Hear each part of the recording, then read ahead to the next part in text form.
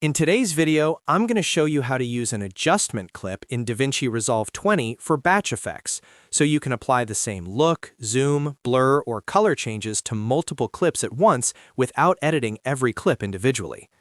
This is one of the fastest ways to speed up your workflow, especially if you want to make consistent changes across an entire scene or section of your timeline. If this tutorial helps, make sure to hit the like button and subscribe for more DaVinci Resolve tips and editing guides. Now let's jump right into it. First, open DaVinci Resolve and go to your project timeline. Once you're on the Edit page, look for the Effects library. In the Effects library, you'll find the Adjustment clip inside the Effects category. Drag that adjustment clip onto a track above your video clips. This placement is important because the adjustment clip works like a transparent layer sitting on top of the clips beneath it. The reason this is so useful is because anything you apply to the adjustment clip will affect every clip underneath it. So instead of copying the same effect to 10 or 20 different clips, you only need to apply it once to the adjustment clip. That makes it perfect for batch effects, especially when you want a unified style across your footage.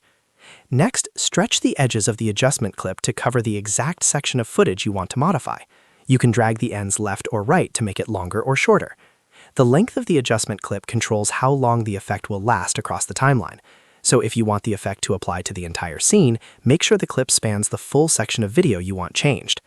Now select the adjustment clip and open the inspector panel. From there, you can make changes like zoom, position, or color adjustments. For example, if you want a subtle zoom-in effect on multiple clips, just apply that zoom to the adjustment clip. Every video clip underneath it will inherit that same adjustment automatically. The same goes for color changes if you want a consistent tone or stylized look across your sequence. You can also use OpenFX for more advanced effects.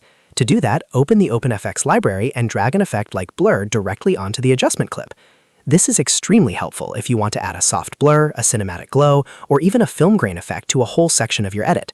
Again, because the effect is placed on the adjustment clip, you don't have to edit each clip one by one. This method is especially powerful for things like transitions, scene-wide looks, or finishing effects. For example, if you want one part of your timeline to feel more dreamy, more polished, or more dramatic, the adjustment clip gives you a simple and flexible way to do that. You can move it, resize it, or replace the effect anytime without disturbing the original clips underneath.